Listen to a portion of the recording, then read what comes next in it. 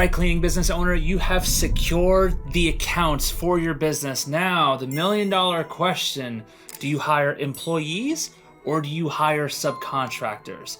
This video, I'm gonna tell you exactly what you should do. But first, what's up? MikeMak here, founder of AutomatedCleaningBusiness.com. In this video, we're talking about subcontractors and we're talking about employees.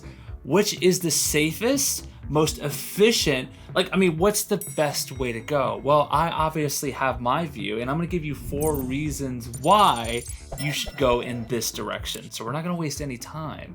Let's get into it. Okay, so the first time I was faced with this decision was about 9 years ago when my wife and I got into our cleaning franchise. And we were getting accounts because the franchise was providing the accounts for us, and now it was time to hire cleaners. Now we were pretty new at this. I mean, Jess had experience in other industries hiring people, but cleaning was a whole different beast. So we started and we did our best hiring anyone who will have us. And for a little while, we had mixed results, but ultimately we were very unhappy with the people we were bringing in. So since our results hiring cleaners was so up and down and so spotty, we decided to try a different angle.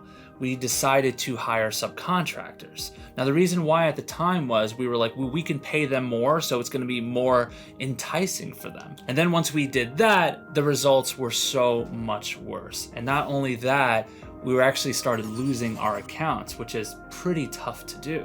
So at that point, I was just at a loss. I didn't know what to do because both didn't seem like they were working out. And then I went to a mentor of mine who was also my accountant at the time. And I mean, this guy had multiple businesses in so many different industries. And I told him what we were up to. And he said, "You're subcontracting work? Do you realize how crazy that is?" And I'm like, no, I hadn't realized that.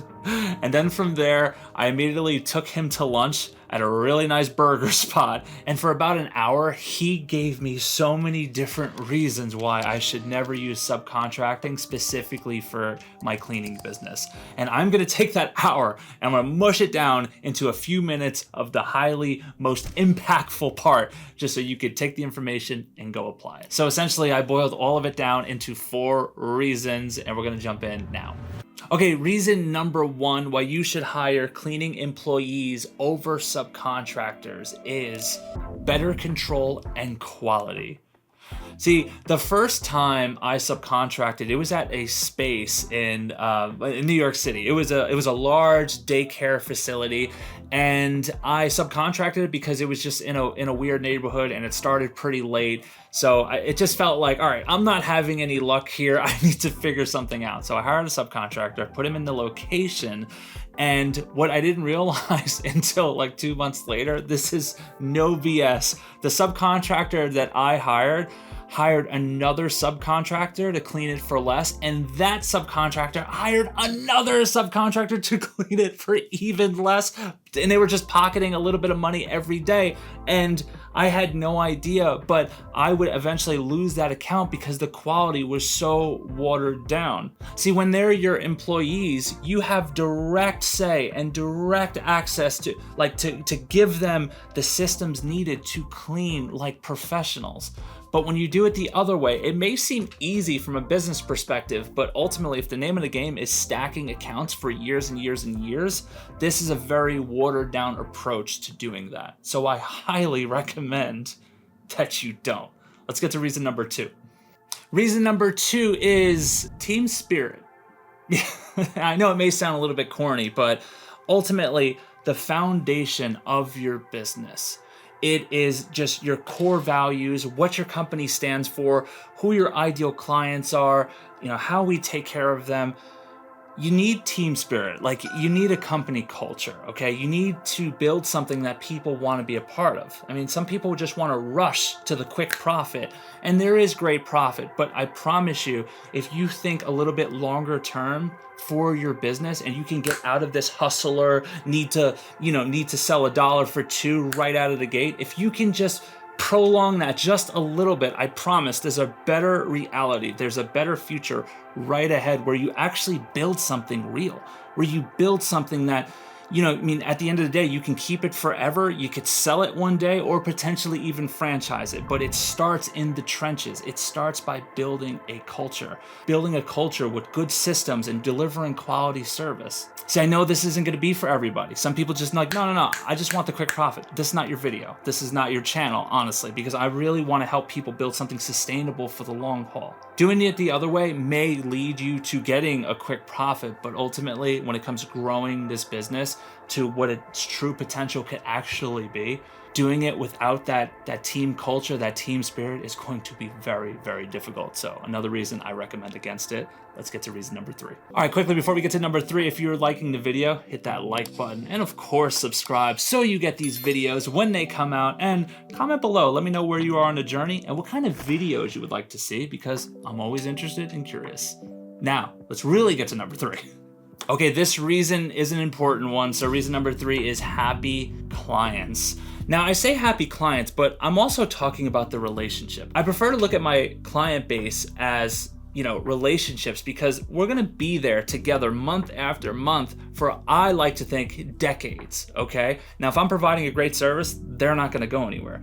When I have my own employees going into the space, they know exactly what to do, they know exactly what our systems are, and I have a management crew who checks in on these things to ensure that people are doing what they need to be doing. This cohesion leads to happy clients. Not just that, it's the consistency of having the same crew constantly going to a location. It gives your clients peace of mind knowing that they're being taken care of. The flip side, you have less control. When you subcontract out, you're giving up so much control, and you're giving up that cohesion I was talking about, the stuff that makes these clients feel really good.